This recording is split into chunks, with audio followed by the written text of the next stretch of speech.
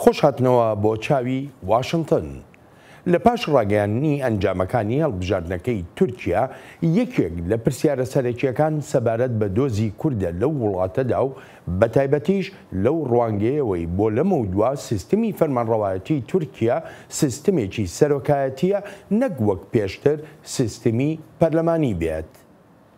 It seems that HDP is here to stay with us in the Turkish political life. پێدەچێت هەدەپە لەگەڵ ئێمەدا بمێنێتەوە ینی لە ژیانی سیاسی تورکیادا بەڵام بوونیان لە پارلەماندا کارگەیی لەسەر ڕەوشەکە نابێت ئەمە بەهۆی هەدەپەوە نا بەڵکو بەهۆی کەمبوونەوەی ڕۆڵی پارلەمان لە سیستمی نوێی تورکیادا چونکە لێرەدا ئەزمموی زیاتر لە 130 ساڵ پارلەمانی تورکیا کۆتایی پێهات ئیتر قۆناغێکی نوێ و تا ئێستاش چۆنیەتی کارکردنی نازانین و داڕەژەرانی ئەم سیستمەش زۆر زانیاریان نییە لەسەر ئەو چۆنیەتی کارکردنا بەڵام دەزانرێت ڕۆڵی سیاسی پارلەمان بەراورد لەگەڵ پێشتردا زۆر کەمتر بووتەوە.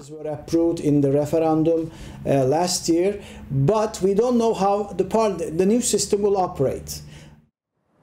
پێشتریش کورد لە تورکیا سەرکەوتنی بەرچاوی هەبوو لە هەڵبژاردندا بەڵام ڕەوشی وڵاتەکە بە ئاڕاستەیەکدا ڕۆیشتووە کە لە ئێستادا نیگەرانی زیاتری لای شارەزا هێناوەتە ئاراوە. نیگەرانی سەبارەت بە چەند بارەبوونەوەی ئەو جۆرە هەلومەرجانەی بەرامبەر بە کورد هەبوون لە تورکیادا. What we know is that after the Kurds won over 13% of the vote in the June 2015 elections, ئەوەی دەیزانین پاش سەرکەوتنی کورد لە هەڵبژاردنەکەی مانگی 6 2015دا و بەدەستهێنانی ڕێژەی لە سەدا 13 گەشتبینیەکی زۆری هەبوو بەڵام ئەوەی بینیمان هەڵکردنەوەی ئاگری شەڕ بوو لەگەڵ پەکەکەدا هەستێکی زۆری دژە کوردیشی بە دوای خۆیدا هێنا دواتریش لە هەڵبژاردنەکەی مانگی 11 هەمان ساڵدا ڕێژەی دەنگەکانی هەدەپە کەمی کردەوە بەڵام هەوڵەکان دژی کورد بەردەوام بوون لەوانە هەڵگرتنی پەناپارێزی پەرلەمانی و زیندانکردنی هەندێک لە ئەندامەکانی هەدەپە ئەوەی کە سەلاحەدین دمیرتاژ لە زیندانە نیگەرانم لەوەی ئەو جۆرە سیاسەتانە بەردەوام بن بۆ کەمکردنەوەی کاریگەریەکانی هەدەپە وەک لە نەرمکردنی سیاسەتەکان بەرامبەر کورد چونکە ئاکەپە هاوپەیمانی مەهەپەیە و نیگەرانیشم لە ئەگەری بەردەوامی ئەو سیاسەتانە بەرامبەر بە کورد. Beklentileri işte çözüm sürecinde gördük tekrar. ئێمە لە پرۆسەی ئاشتیدا ژیاین پاشان لە ڕۆژێکی زۆر نالەباردا دەژیاین بەهۆی شەڕەکانەوە خەڵک دووچاری مەینەتی هاتوون هیچ کەسێک شەڕی ناوێت و چاوەڕوانی ئاشتی و دیموکراسیەتێکی ڕاستەقینن. لەو هەڵبژاردنەی ڕۆژی 24 مانگی 6 کرا لە تورکیا بۆ سێەم هەڵبژاردننی لەسەر یەک کورد توانی بربەستی ئەو لە سەدادەیی دانراوە تێپەڕێنێت و هەر سێ جارەکەش وەک لایەنێکی سیاسی کوردی بەشداری لە هەڵبژاردنەکاندا کردووە. دکتۆر گنۆڵ تۆڵ بەڕێوەبەر و دامەزرێنەری بەشی تورکیا لە نێوەندی توێژینەوەی ڕۆژهەڵاتی ناوەڕاست لێرە لە واشنگتن دکتۆر گنۆڵ خاوەنی چەندان لێکۆڵینەوەی تایبەتە لەسەر کاروباری ناوخۆیی تورکیا و میوانی ئەم بەرنامەیەی چاوی واشنگتنە. دکتۆر گنۆڵ سەرەتا زۆر سوپاس دەکەم بۆ ئامادەبوونت لەم بەرنمەیەدا یەکەم پرسیاریشم بەڕاستی پرسیارێکی گشتیە سەبارەت بەوەی ئەو ئەنجامانەی هەڵبژاردن کە ڕاگەیەنران لە تورکیادا چیمان پێدەڵڕێ نەتوانرا کە سیستمی پێشووی تورکیا سیستمە پەرلەمانیەکە ڕیفۆرم بکرێ بۆیە بەرەو سیستمی سەرۆکایەتی و گۆڕانی سیستم ڕۆیشتین. ئەوە ڕاستە بەڵێن وەسپاس بۆ میوانداریەکەت پێم وایە ئەوە ڕاستە کە سیستەمی پەرلەمانی تورکیا ژمارەیەکی زۆر کێشەی هەبووە هێشتاش بە وڵاتێکی وەکو تورکیا سیستەمی سەرۆکایەتی وەڵامە گونجاوەکە نییە بۆ زۆرێک لە کێشە دیموکراتیەکانی وڵاتەکە. ئێستا سیستەمی سەرۆکایەتیمان هەیە و سەرۆک ڕەجەب تایب ئەردۆغان فەرمانڕەوایەتی وڵاتەکە دەکات لە ژینگەیەکدا کە جاوتێریکردن لە وڵاتەکەدا زۆر سنووردارە ئەمەش دەرفەتێکی گەورەی لە دەستدراوە دەشبێتە مایەی هەروادیە و زیادبوون و گەورەبوونی کێشە دیموکراتیەکان لە تورکیادا لەوانە بڕیاردان لەسەر کێشەی کورد لە وڵاتەکەدا. بەڕای تۆ ڕەجەب تایب ئەردۆغان دەتوانێت قۆناغێکی نوێ لە تورکیادا دەست پێ بکایە وەکو پێشتر زیاتر لەناو ئەو کێشە ناوخۆیانەی تورکیا دەمێنێتەوە بە تایبەتیش مەبەستم مەسەلەی کوردە و دۆسەی کوردە لە تورکیادا. course, I mean, in an answer to your first question, whether he can, yes, he can, because he now has unprecedented powers. So he has become basically what we have seen in the country has been the extreme personalization of power. بەڵێ بێگومان وەڵامی بەشی یەکەمی پرسیارەکەشت بەڵێ دەتوانی چونکە ئیستا هەموو دەسەڵاتێکی بێ پێشینەی هەیە ئەوەی لە وڵاتەکەدا دەیبینین بە نێوەندکردنێکی ئێجگار تۆکمەی دەسەڵاتەکانە لە تاکە کەسێکدا ئەمەش ینی هەموو دامەزراوەکانی وڵاتەکە داڕماون و ئیتر بۆ لەمە دووە هەموو شتێک دەکەوێتە سەر ئەوەی ئۆردوگان دەیڵێت و ئەوەش کە هەر ئەو دەیخوازێت سەبارەت بە بەشی دووهەمی پرسیارەکە ئایا ئۆردوگان خواستی چارەسەرکردنی کێشەی کوردی هەیە پێم وایە ئەمە ئێستا دەکەوێتە سەر هەندێک ڕەهەند ئێستا بینیمان لە هەڵبژاردنەکەدا ئاکەپە پارتی فەرمانڕەوە زۆرینەی پەرلەمانی لە دەست داوە بە بەراورد لەگەڵ هەڵبژاردنەکەی مانی 11 ساڵی 2015دا لەو هەڵبژاردنەدا ڕێژەی دەنگەکانی ئاکەپە زیاتر لە 49 بوو بەڵام ئەوەی لە هەڵبژاردنەکەی ڕۆژی یەکشەمەدا بینیمان ئاکەپە لە 142 هەبووە ئەمە شیانی زۆرینەی پەرلەمانیکەی لە دەست داوە ئێستاش ئاکەپە پشتی بەستووە بەلایەنێکی لە ڕادەبەدەرینەتەوە پەرست کە مەهەپەیە چاوەک زۆرترایەتی لە پەرلەماندا بمێنێتەوە ئەمەش بێگومان هەواڵێکی دڵخۆشکرد نییە بۆ چارەسەرێکی ئاشیانەی کێشەی کوردی وڵاتەکە چونکە مەهەپە وەک لایەنێکی لە ڕادەبەدەرینەتەوە پەرست لایەنێکی تاکە ڕەهەند و لەسەر یەک دۆسێ کار دەکات کە بریتیە لە دۆسەی کورد ئەم لایەنە سیاسیە دژی چارەسەرکردنی کێشەی کووردە و هاسەیری ئەم کێشەیە دەکات کە کێشەی تیرۆریزمە هیچی تر و داوای بەکارهێنانی لەشکری و چارەسەری لەشکریانەشی بۆ دەکات جابوویە سەرک ئۆردوگان وەک هەمیشە بەردەوام دەبێت لە پشتبەستن بە مەهەپا بۆ زۆرترایەتی بوون لە پەرلەماندا من وهای نابینم کرانەوەیەک لە ئۆردوگانەوە سەرچاوە بگرێت بۆ چارەسەرکردنی کێشەی کورد پێشم وایە کێشەکە تەنها لە پشتبەستنی ئاکەپەدانیە بە مەهەپا بەڵکو پێویستە ئەوەش بخات بەرچاوی خۆی کە لایەنگرانی مەهەپە هەنوو لە بیرۆکراسیەتی تورکیاشدا بەهێزن دوا بەدوای هەوڵە سەر نەگرتوەکەی کودەتای سەرۆک ئەردوگان هەزاران فەرمانبەری دەوڵەتی لە کارلادا ئەو بۆشاییەی دروست بوو بۆ لایەنگرانی مەهەپە پڕکرانەوە لەبەر ئەوە ئێستا تۆ دەیبینیت مەهەپە هەر لە پەرلەماندا ڕۆڵێکی گرنگ ناگێڕێت بەڵکو بیرۆکراسیەتێکی تورکیاش دەبینیت کە ئێجگار سەر بە مەهەپەیە هەروەهاش لەشکریشت هەیە لە ئێستاشدا لەشکری تورکیا لەژێر فەرمانی ئۆردوگاندایە و پێویستی شێتی لەشکری لەگەڵدا بێت و بۆ گرتنەبەری ڕێبازی ناوخۆ و هەرێمایەتەکەیشی هەر بۆیە لێرەدا قسەی لەشکر زۆر گرنگە و زانراویشە کە لەشکر ئێجگار دژی کرانەوەیە بەرامبەر کورد لەشکریش لەو باوەڕەدایە کێشەی کورد تیرۆریزمە و پێویستە لەڕێی لەشکریەوە چارەسەر بکرێت هەر بۆشە بەهۆی ئەو سیاسەتە و ئەو ڕێبازانەوە ئەمڕۆ لە تورکیادا هەن ناتوانین بڵین هیوامان دەبێت بەوەی چارەسەرێکی ئاشتیانە لە نێوان کورد و حکوومەتی تورکیا دێتە ئاراوە. The current context honestly tells me that we should not be hopeful about the resumption of the peace talks between the state and the Kurds. باشە دکتۆر گونۆڵ لێرەدا پەرلەمان دەتوانێت چی بکات پەرلەمان دەتوانێت چ ڕۆڵێکی هەبێ لە کاتێکە ئەنیەمەی جۆمان لێبوو پێمان دەڵێن کە سیستمی سەرۆکایەتی دەبێت سیستمی پەرلەمانی ئەو ڕۆڵە کاریگەری نامێنێ کەواتە بوونی نوێنەرانی هەدەپە لە پەرلەمانی تورکیادا بەڕای تۆ کاریگەریەکی دەبێت بۆ بردنە پێشی دۆزی کورد لە تورکیادا. Well, very little. Given the fact that AKP, along with MHP, they hold the parliamentary majority, I think the opposition will find... بەڵێ بەڵام زۆر کەم بە بەرچاوگرتنی ئەو ڕاستی ئاکەپە و مەهەپا زۆرترایەتین لە پەرلەماندا بۆ ئۆپۆزیسیۆنی وڵاتەکە ئێجگار قرس دەبێت تا بتوانێت ڕۆڵێکی مانابەخش بگێڕێت لە گێڕانەوەی وڵاتەکە بۆ سەر ڕێڕەوی دیموکراسیانە بەڵام ڕەوشەکە وەهانە دەبوو ئەگەر هاتبا و زۆرترایەتی پەرلەمانیت هەبوایە بێگومان ئەگەر وەها بوایە ئەوە شتێکی تر دەبوو لەژێر باری ئەو ڕەوشە ئەگەر ڕۆژی 24 مانی 6 ئۆپۆزیسیۆن زۆرترایەتی بەدەست بهێنایە ئەوە دەکرا بگوترێت پەرلەمان ڕۆڵێکی سنوورداری گونجاوی دەبوو وەک بەڕەنگاربوونەوەی هاوسەنگی لە بەرامبەر ڕەجەب طەیب ئۆردوگاندا چونکە هێشتا ئۆردوگان پێویستی بە پەرلەمان هەیە بۆ نمونە بۆ تێپەڕاندنی یاساکانی پەیوەندیان هەیە بۆ نمونە بە بوجەوە یان بۆ نمونە پەرلەمان دەتوانێت ڕۆڵ بگێڕێت لە هەڵگرتنی باری نائاسایی وڵاتەکەدا ئەمانە هێشتا ڕۆڵێکی گرنگن بەڵام لە ژێرباری ئەم ڕەوشەدا کە ئاکەپە و مەهەپا زۆرترایەتین لە پەرلەماندا پێم وانییە هەدەپە کاریگەریەکی ئەو تۆی هەبێت لە پەرلەماندا ئەمە سڕڕای ئەو ڕاستی کە ژمارەی کورسەکانی هەدەپە لە پەرلەماندا لە مەهەپە زیاترێکە. بۆ خۆشت دەزانی دکتۆر گونۆڵ جیاوازیەکی زۆر لە نێوان ئەکەپە و لە نێوان مەهاپەدا هەیە ئەمیان وەکو لایەنێک کە ڕێگوڕیشەیەکی ئیسلامیانەی هەیە مەهاپەش وەکو لایەنێک کە لایەنێکی نەتەوەپەرستە لە تورکیادا پێت وایە بتوانن ئەو هاوپەیمانێتیان بەردەوام بێ ئەگەر بەردەوامە بێ چۆن؟ Well, that's a very good question, Balim, because I think that will remain the key, whether... بەڵێ ئەمە پرسیارێکی زۆر باشە بڵێن چونکە ئەمە شتێکی سەرەکیە لە ڕوانگەی ئەگەر و نەگەری بەردەوامی ئەوم هاوپەیمانیتیە و دیاریکردنی ڕێبازی وڵاتەکە.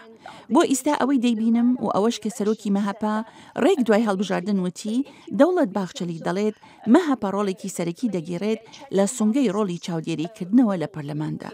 ئەمە لێدوانێکی گرنگ بوو کە پێشتر هەرگیز گوێمان لێ نەبووە بەڵام بێگومان ئەگەر سەیری مێژووی مەهاپا بکەیت و هۆکاری هەبوونیشی ئەوە نابێت ئاستی هیواکانمان زیاد بکەین لەسەر ئەو بنچینیەی ڕۆڵێکی بنیاتنەر دەگیڕێت بۆ چارەسەرکردنی کێشەی کورد لە تورکیادا هەر بۆیە کاتێک باز دێتە سەر مەهاپا و وەکلایەنێکی تاک ڕەهەند لە بیریشمان نەچێت مەهاپا هیچ کارنامەیەکی نییە بێجگە لە دۆسیی کورد کارنامەیەکی ئابووری نییە کارنامەیەکی لەسەر نیگەرانیەکانی سیاسەتی دەرەوەی وڵاتەکە نییە لەسەر دابەشبوونی دانیشتوانی تورکیا هیچ بەرنامەیەکی نییە کارنامەی مەهاپا تەنها دۆسەی کوردی تیادایە کاتێکیش ئەم دۆسەیە هاوبەشی نێوان ئاکەپە و مەهاپا دەبێت ئیتر هەر لەسەر هەمان ڕێبازی خۆیان دەمێننەوە و ئەوها هەڵوێستی و یەکگرتووی خۆیان دەهێڵنەوە کاتێک باز دێتە سەر دۆسەی کورد و کاتێکیش باز لە سیستەمی سەرۆکایەتی دەکرێت لە تورکیادا ئەپۆزیسیۆن لە دەمی هەڵمەتەکانی هەڵبژاردندا پەیمانی دەدا ئەگەر بێت و هەڵ ببژێردرێن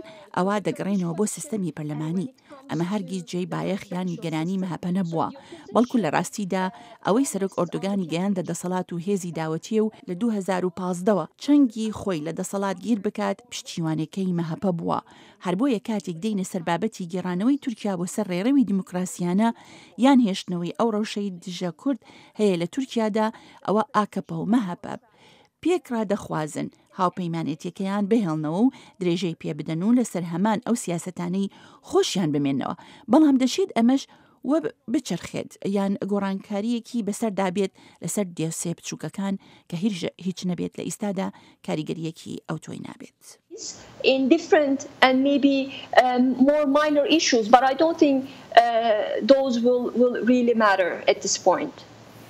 هەدەپە لە ڕەوشێکی ناجێگیر و ناهەمواردا چووە ناو هەردوو هەڵبژاردننی سەرۆکایەتی و پەرلەمانی تورکیاوە و وەک زۆرێک لە کورد لە تورکیادا دەڵێن لەگەڵ هەموو ئەو بارەنا لەبارەدا هەدەپە توانیوێتی سەرکەوتوو بێ لە هەڵبژاردنەکاندا بەڵام وەک دەگوترێ ئەم سەرکەوتنە نابێتە مایی هەبوونی سیاسەتێکی دیاری کراو بەرامبەر کورد لە تورکیادا. لە ئێستادا زۆر نادیارە مەبەستم لەوەیە ئەم لایەنە کوردیە واتە هەدەپە لەژێر فشارێکی زۆر قوزدایە دەمیتاش ڕێبەری هەدەپە هێشتا لە گرتوخانێ هێشتا نەبراوەتە دادگا و دادگاش هیچ دۆسەیەکی دژی دەمیتاش نەکردێتەوە دەکرێت بڵێم ئەمە شەرمەزاریەکە لەسەر بنچینەی ڕێوشونە نێونەتەوەیەکان بەڵام پێویستە چاوەڕوان بین و بزانین چۆن سەر و سەودا لەگەڵ هەدەپەدا دەکەن بۆ چارەسەرکردنی ئەم کێشە لە مێژینەی کورد لە تورکیادا لەوانەیە فەرامۆشی بکەن تا ئەو شوێنەی هیچ قەیرانێک لەسەر زەوی نەبێت یان تا ئەو کاتەی دەتوانن کۆنتڕۆلی قەیرانەکە بکەن هەر چۆنێک بێت تا ئەندازەیەک ئەمەیان لەگەڵ پەکەکەدا کردووە ڕاستیەکیش هەیە نوێنەرە سیڤیلەکانی کوردی ژناساون بەوەی هەڵوێستی تۆکمەیان هەیە بۆ داکۆچیکردن لە مافەکانیان و وەک جەنگاوەر ناساون لە پەرلەمان و لە دەرەوەی پەرلەمانیش بێگومان ئەمەش ئەزمونێکی گەورەیە لە تورکیادا. AKP hükümeti sadece Türkiye'nin içerisinde yaşayan Kürtlere değil. Hükümetekey AKP kari dij Kurd dekat. Nekar li nav Türkiye'da balku li her ciyek Kurdî lêbet. Pêwîst e rê lew siyaseta bicîret.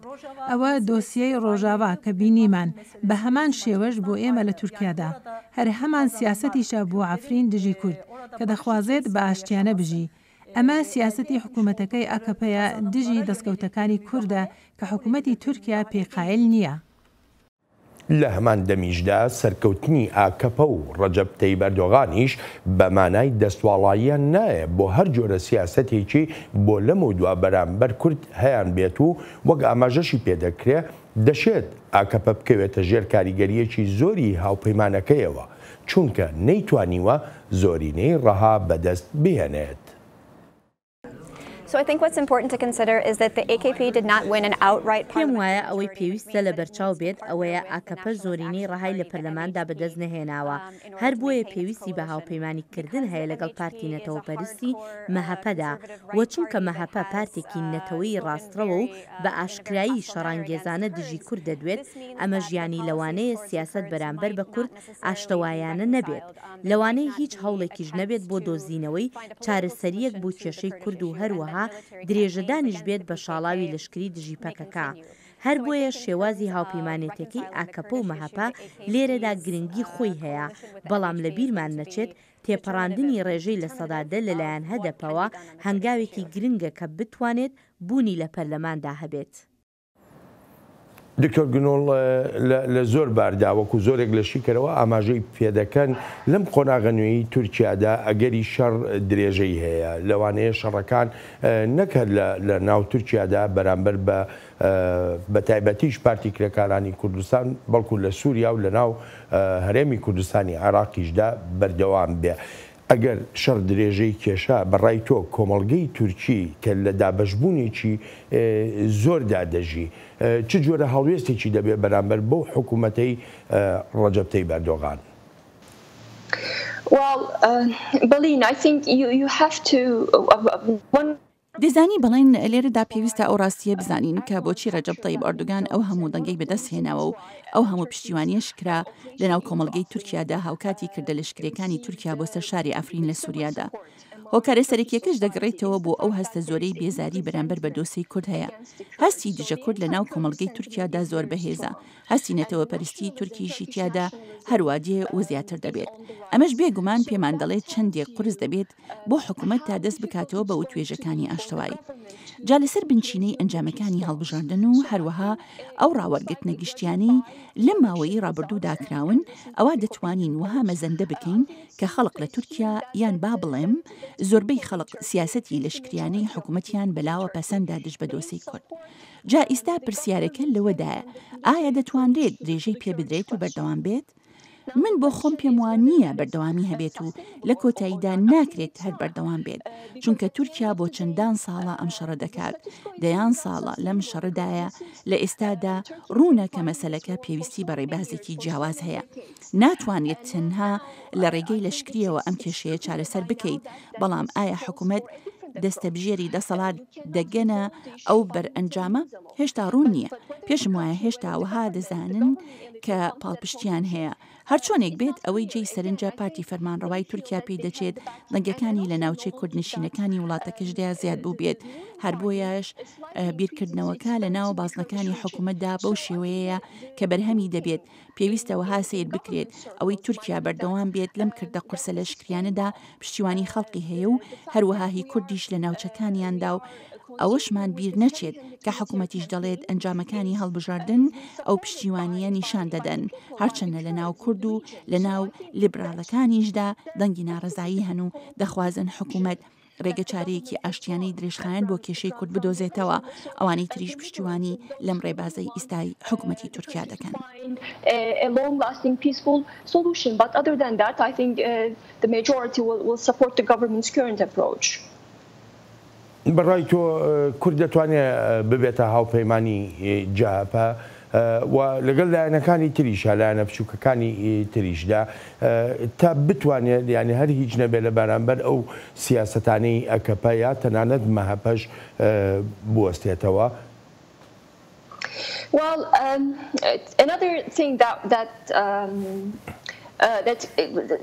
came out of Sunday's election was the fact that بەڵێ شتێکی تریش لە ئەنجامەکانی هەڵبژاردنەکەی تورکیا هاتە ئاراوە ئەوە بوو کاندیدەکەی جەهاپا لە سەدا 30 دەنگەکانی بەدەستهێنا ئەمەش پێم وایە سەرکەوتنێکی مێژوویە بۆ جەهاپا بەڵام لەوەش گرنگتر ئەوەیە کە کورد لەو هەڵبژاردندا دەنگی بە کاندیدەکەی جەهاپا داوە و ئەمەش ئەو ڕاوەکردنەیە کە دەیکەین بۆ ئەو ڕێژەیە لە سەدا 30 بەدەستی هێناوە بێگومان ئەمەش ئەو ڕەهەندەیە کە توانیوێتی دەست بۆ کورد درێژ بکات داوای دەنگیان لێ بکات دەزانی ئەوە شتێکی قرس و گەورە بوو لە ڕوانگەی مێژووی کێشمەکێشی جەهاپە لەگەڵ کووردا ئەمەش نیشانەیەکە کە جەهاپە و هەدەپە دەتوانن پێکەوە کار بکەن بەڵام لەلایەکی ترەوە پێویستە شتێک بەهێند وەربگرێت ئەویش ئەوەیە سەر و سەودایەکی بەهێزی نەتەوە پەرستی لە ناو جەهاپەدا هەیە بۆیە پێم وایە ئەو تەگەرەیەکی سەرەکی دەبێت بۆ ڕێگەگرتن لە هاوپەیمانێتیکردنی نێوان جەهاپە و هەدەپە.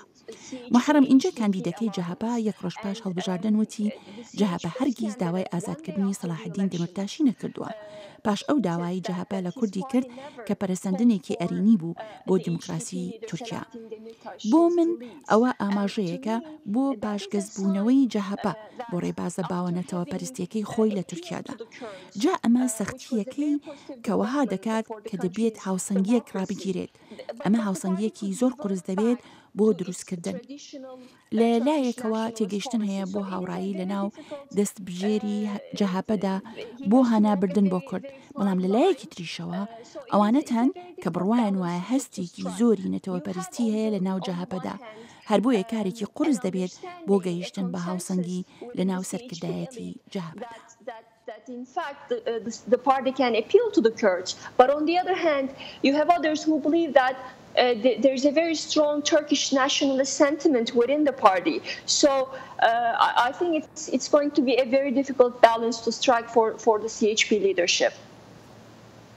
باشە دکتۆر گونۆ لێرەدا کورد دەتوانێت چی بکە؟ یعنی لە کاتێکە جۆمان لە زۆر کەسە دەڵێن کورد لە تورکیا بە تایبەتی هیچ کارتێکی فشاری بەدەستەوە نییە لە ڕووی سیاسیەوە بەکاری بێنێتە ئەو ڕەوشی ژیانی خۆی لە ناوچە کوردنشینەکانی تورکیادا بگۆڕێ. بەڕای تۆ کورد کارتی فشاری هەیە لە تورکیا؟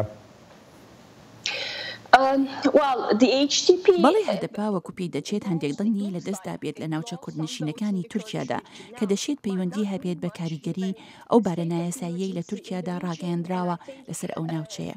هەروەها پێشم وایە لە ناوچە کوردنشینەکەدا سەختەکاریەکی زۆر لە هەڵبژاردنەکاندا کراون. بەڵام ئەگەر وەها دابنرێت کە ژمارەکان نزیکن لەو واقعی هەیە ئەوە پێی دەچێت هەدەپا هەندێک زمینەی خۆی لە ناوچە کوردنشینەکانی تورکیادا لەدەستدا بێت. ئەمەش ئەوەمان پێ دەڵێت گەلی کورد لە تورکیادا بێزار و هیوا براون لە هەردوولایەن لە ڕێبازەکانی حکوومەتی وڵاتەکە و هەروەها لە شکستی هەدەپە لە پرۆسەکەدا.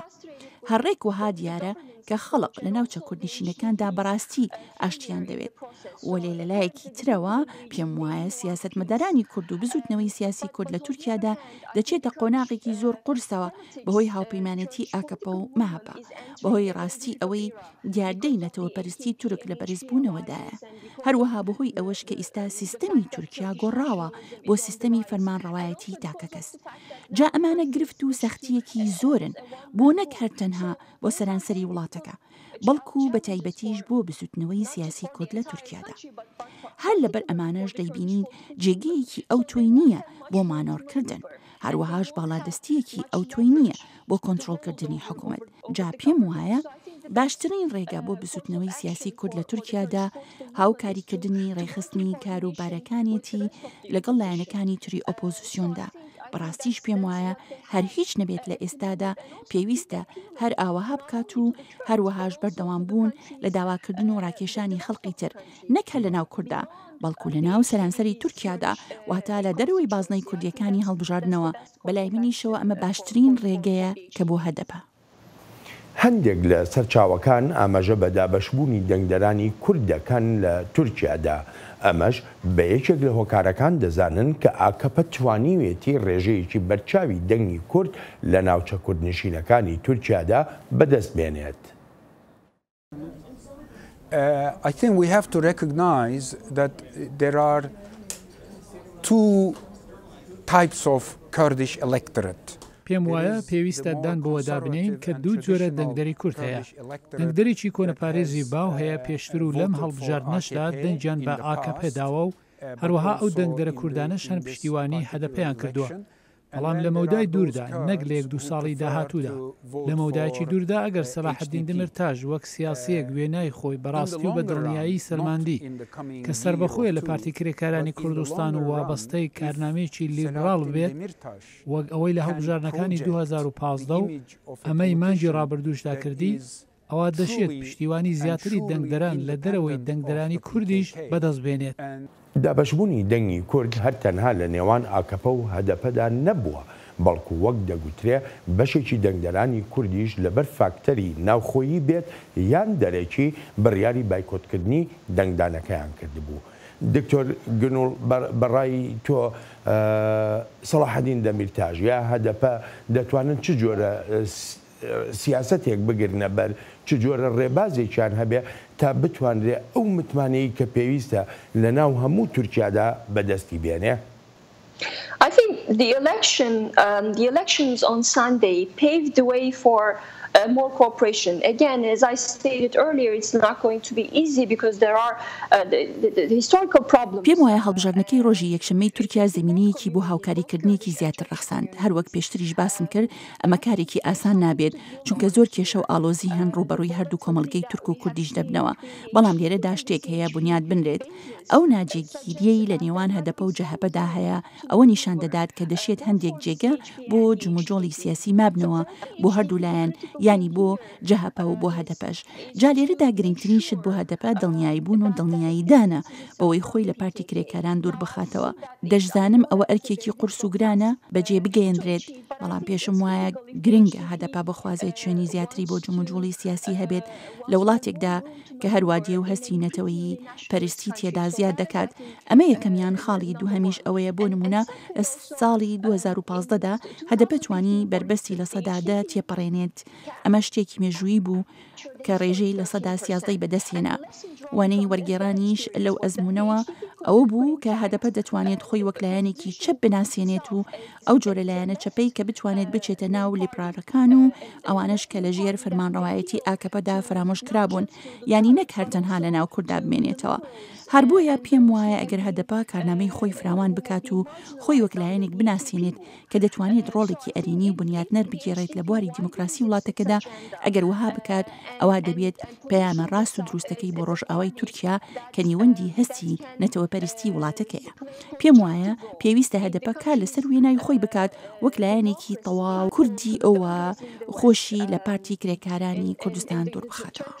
National Center. So I think the HDP has to work on its image as a pure ethnic Kurdish party and distance itself from the PKK.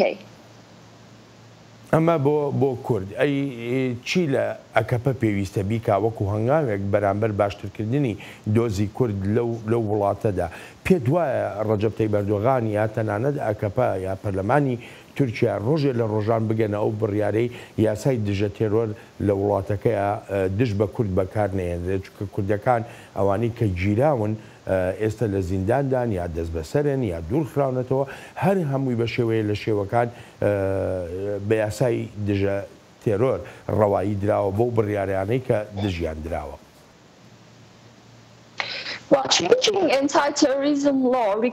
لە ڕاستیدا پێم وایە ئەم یاسای دژە چیرۆرە پێویستی بە هەبوونی هاوڕاییەک هەیە لە تورکیادا بۆ پتەوکردنی دیموکراسی لە وڵاتەکەدا. مەخابن هاوپەیمانەتی نێوان پارتی داد و گەشە پێدان و هەروەها مەهەپا زۆر دوورە لەم خاڵەوە. پێم وایە لێرەدا تێگەیشتنیە کە سەبارەت بە هاوڕایی لە نێو لایەنەکاندا و ئەو لە سەدا 52 دڵنیان بە ئەردوگان داوە وەک نیشانەیەکە کە خەڵق ئەم یاسایانەی ئیستایان پێ باش بێت لەگەڵ سەرکوتکردنی دژەبەراندا لەگەڵ زیندانیکردنی ڕۆژنامەواندا هەروەها بەکارهێنانی هێز لە بەرامبەر دۆسیەی کورد لە وڵاتەکەدا. جابۆیە پێم وانییە هیچ خواستێکی سیاسی هەبێت هەر هیچ نەبێت تا ئایندەیەکی نزیک بۆ گۆڕینی یاساکانی دژە چیرۆر لە تورکیادا. ئەمەش چونکە ژێنگەی ئیستای وڵاتەکە وەهایە کە ڕوبەڕووی دژمنانی خۆی بۆتەوە لە ناوخۆی تورکیا و لە دەروەی تورکیاش و هەر ئەمەشەوەها دەکات ئەو وەرچەرخانە لە یاساکانی دژە چیرۆردا نەیەتە ئاراوە. Facing enemies from within and abroad. So I think that will prevent that mental shift. بەڵێ دکتۆر گونوڵ زۆر سپاس دەکەم بۆ بەشداریت لەم بەرنامەیەدا سپاس و پێزانینم. Thank you very much Dr. گونوڵ. تا چاوێکی تری واشنگتن ڕێز و خۆشەویستی بەڵێن ساڵح پەسەند بفەرموو.